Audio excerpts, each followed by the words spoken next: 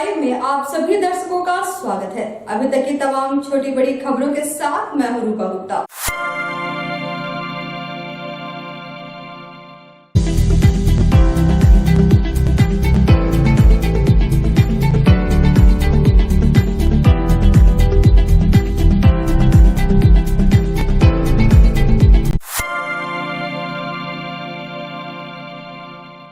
विश्व जल दिवस के मौके पर उपायुक्त नमन प्रियस लकड़ा ने समाहरणालय परिसर से जल गुणवत्ता जागरूकता रथ को हरी झंडी दिखाकर रवाना किया। मौके पर उपायुक्त ने सभी को संबोधित करते हुए कहा कि जल जीवन मिशन के तहत जल गुणवत्ता निगरानी एवं अनुश्रवण जागरूकता रथ सभी प्रखंडों में भ्रमण कर जल जीवन मिशन, जल गुणवत्ता, शुद्ध पेयजल, कार्यशील घरेलू नल जल कनेक्शन, गंदे जल का प्रबंधन, स्वच्छता विषयों पर लोगों को जागरूक करेगी। कहा कि जागरूकता रथ के माध्यम से ग्रामीणों को शुद्ध जल के विषय में जागरूक किया जाएगा।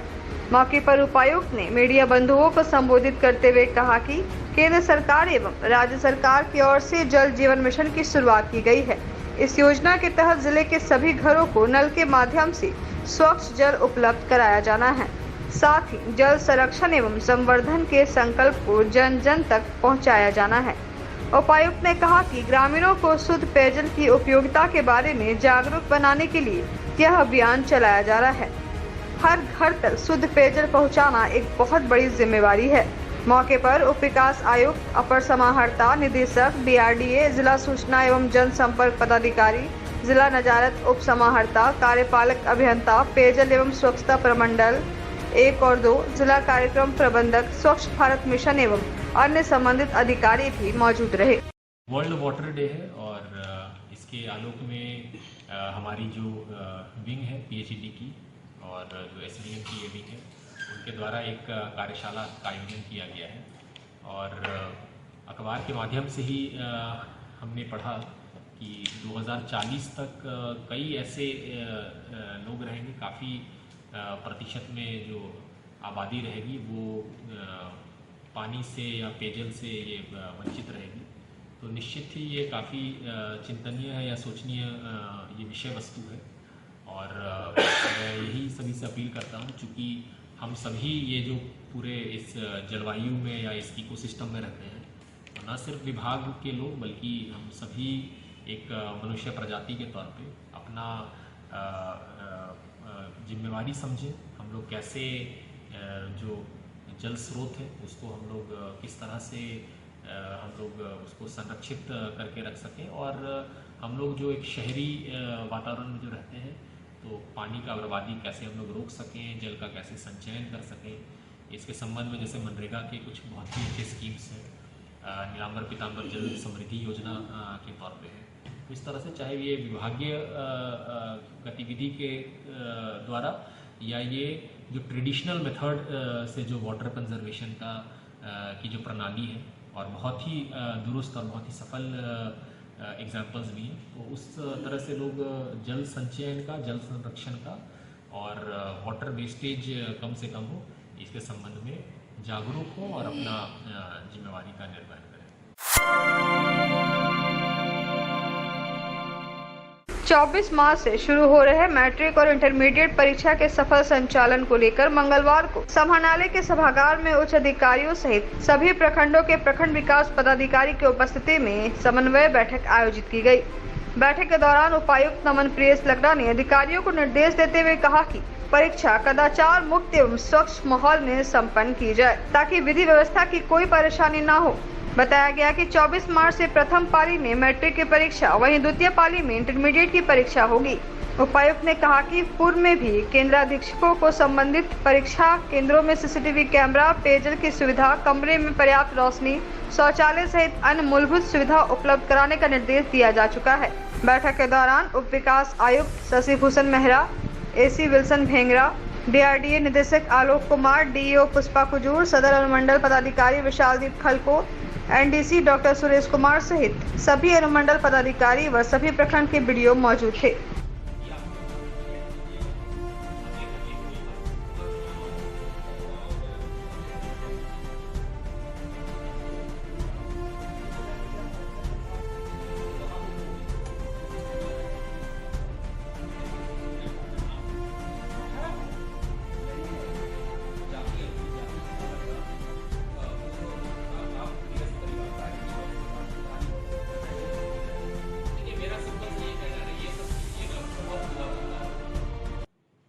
24 मार्च से मैट्रिक की परीक्षा और इंटरमीडिएट की परीक्षा की शुरुआत होने वाली है। और चूँकि कोरोना काल के बाद में ये 2 साल के अंतराल पर ये परीक्षाएं हो रही हैं, तो पूर्व में जो भी निर्देश थे और जैक के द्वारा हम लोगों को जो विस्तृत मार्गदर्शिका प्राप्त हुआ है, उसके आलोक में हम लोगों ने हमारे सभी जो प्रखंड विकास पदाधिकारी हैं, जो कि मजिस्ट्रेट्स के तौर पर काम करेंगे, और जो हमारे संबंधित बैंकर्स हैं, जो कि कोषागार के तौर पे प्रश्न पत्र और उत्तर पुस्तिका कोषागार के तौर पे काम करेंगे, तो उनके साथ में हम लोगों ने एक समन्वय बैठक किया था। तो इसका मूल उद्देश्य था कि ससमय प्रश्न पत्र और परीक्षा के उपरांत उत्तर पुस्तिका चला जाए सेंटर पे और वापस बैक टू जो हमारा कोषागार है। और दूसरा है कि कदाचार मुक्त परीक्षा हो, और तीसरा है कि जो भी हमारे स्टैटिक मजिस्ट्रेट्स हैं और जो फ्लाइंग स्क्वाड है जिसमें DSDOs भी वरीय प्रभार में रहेंगे, वो सभी गतिविधियों पे नज़र रखें ताकि सुचारू ढंग से बच्चों को भी सुविधा हो और कदाचार मुक्त परीक्षा भी संपन्न हो सके। न्यू बरगंडा स्थित विवाह भवन में अखिल विश्व गायत्री परिवार के बैनर तले आओ गढ़े संस्कारवान पीढ़ी के तहत गर्भ उत्सव संस्कार में सामूहिक रूप से 65 गर्भवती बहनों का संस्कार किया गया, जिसमें मुख्य वक्ता के रूप में आओ गढ़े संस्कारवान पीढ़ी की प्रभारी एवं समाज सेवी पूनम बर्णवाल के द्वारा गर्भवती बहनों को यह संदेश दिया गया कि आज धरती पर देव आत्माएं कैसे अवतरित हो सकती है। इसके लिए हम उस प्लेटफॉर्म को तैयार करने का प्रयत्न करते हैं जहां से हमारे राष्ट्र के लिए, राष्ट्र के चहुमुखी विकास के लिए भविष्य में देवात्मा अवतरित हो सके। कार्यक्रम में मुख्य अतिथि के रूप में शांति भवन की आदरणीय बहन उर्मिलाबाई, विशिष्ट अतिथि त्रिलोचन कौर मोंगिया, सामाजिक कल्याण पदाधिकारी अलका मुर्मू, CDPO प्रेमलता मोड़, सुपरवाइजर किरण राज और डॉक्टर मेघा शर्मा की उपस्थिति रही। वहीं अखिल विश्व गायत्री परिवार गिरिडीह के मुख्य प्रबंधक कामेश्वर सिंह व गायत्री परिवार की सैकड़ों बहनों की उपस्थिति रही। कार्यक्रम में मीरा बर्णवाल, दुलारी देवी, ललिता देवी, पुष्पा बर्णवाल, किरण बर्णवाल, विनीता देवी का भरपूर सहयोग रहा। माँ गायत्री से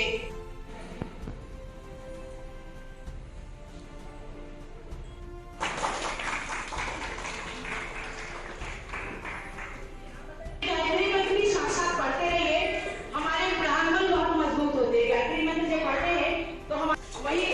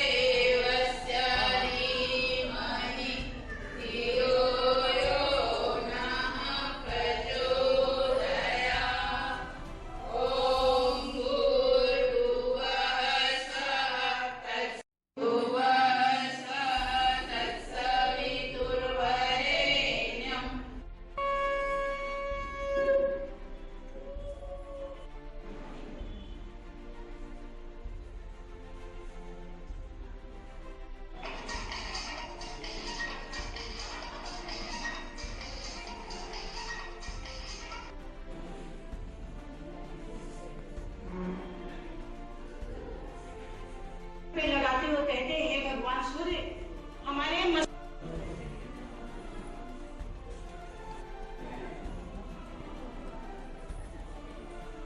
परिवार की ओर से आओ गढ़े संस्कारवान पीढ़ी के तहत गर्भ उत्सव संस्कार आज कराया जा रहा है।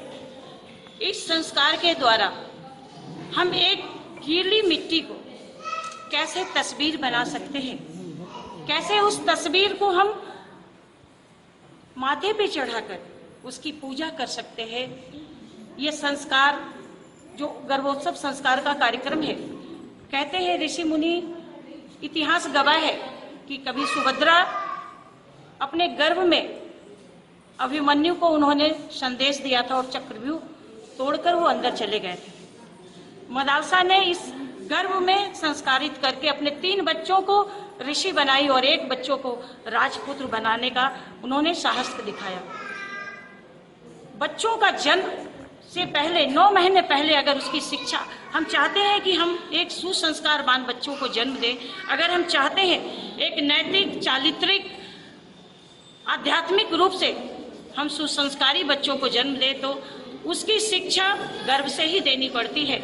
जैसे कहा जाता है जेनेटिक, अगर किसी माता पिता को बीमारी हो तो बच्चे उसको ग्रहण कर लेते हैं, लेकिन अगर माँ बाप सुसंस्कारी हो, माँ बाप चरित्रवान हो, माँ बाप अपने गर्भावस्था में आसपास के माहौल को माधुर्य बनाए हैं, तो निश्चित उनका आने वाला शिशु, कोई नहीं जानता कौन सी देवात्माएं किनके गर्भ में पल रही है। महिलाओं का यहाँ पे सम्मान किया जा रहा है। 65 महिलाओं का गर्भ संस्कार कराया जा रहा है और आने वाले समय में, ये तो एक छोटा सा उदाहरण है, आज पहला कार्यक्रम है, इसलिए इतने 3 दिन के बहुत शॉर्ट समय में ये कार्यक्रम किया जा रहा है।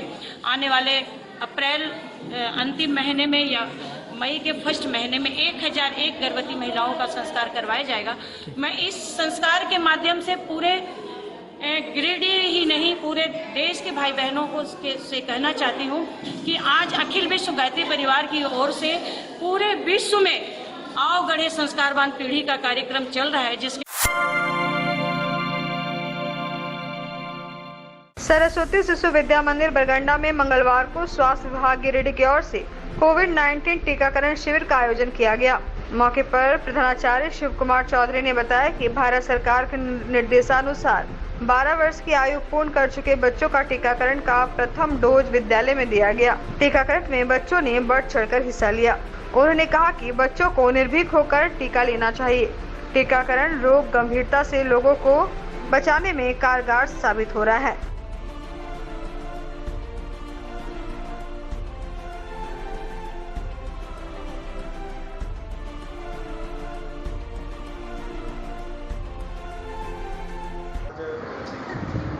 भारत सरकार द्वारा घोषित कोरोना वैक्सीन के तहत उम्र 12 साल से ऊपर के बच्चों को इंजेक्शन लेना अनिवार्य है। इसके तहत सरस्वती शिशु विद्या मंदिर बरगंडा गिरिडीह ने आगे आकर अपने उस उम्र के बच्चों को आह्वान किया। गिरिडीह चिकित्सालय द्वारा प्रदत्त वैक्सीन को भैया बहनों को दिया जाए और उसके लिए कैंप का आयोजन किया गया। परिसर में हमारे 12 वर्ष के उम्र से जितने भी भैया बहन हमारे ज़्यादा हैं, वो सभी आज परिसर में आकर के इंजेक्शन ले रहे हैं। हम आह्वान करेंगे अपने समस्त अभिभावकों से कि अपने बच्चों को यदि इस उम्र को पार कर रहा है तो निश्चित रूप से उनके स्वास्थ्य के लिए इंजेक्शन दिलवाने में सहयोगी बने, या उनके स्वास्थ्य के लिए, राष्ट्र के लिए हर दृष्टिकोण से उपयोगी होगा। आज अपना देश भारत विश्व में सर्वश्रेष्ठ बनने के लिए जा रहा है, इसीलिए कि स्वास्थ्य के प्रति हमारे भारत सरकार ने जो चिंता की है यह अत्यंत ही सराहनीय है। हम भारत सरकार को बहुत बहुत धन्यवाद देते हैं। मैंने कोविड-19 का लिया है और ये बिल्कुल सुरक्षित है और ये सभी को लेना चाहिए। ये कोरोना का एक मात्र साधन है जिससे हम हरा सकते हैं। मैंने कोवैक्सीन को ये पहली डोज ली है, ये पूर्णतः सुरक्षित है, इसलिए जो डर है वो डरे ना, ये जल्दी से पहली डोज ले लें। भारत सरकार द्वारा 12 वर्ष की आयु पूर्ण कर चुके बच्चों के लिए दिया जा रहा वैक्सीन पूर्णतः सुरक्षित है। अतः मेरा अनुरोध है उन बच्चों से जो 12 वर्ष की आयु पूर्ण कर चुके हैं, यथाशीघ्र वैक्सीन की पहली डोज लें। यह डोज पूर्णतः सुरक्षित है। मेरा नाम मनीषा कुमारी है, मैं कक्षा 8वीं की छात्रा हूँ।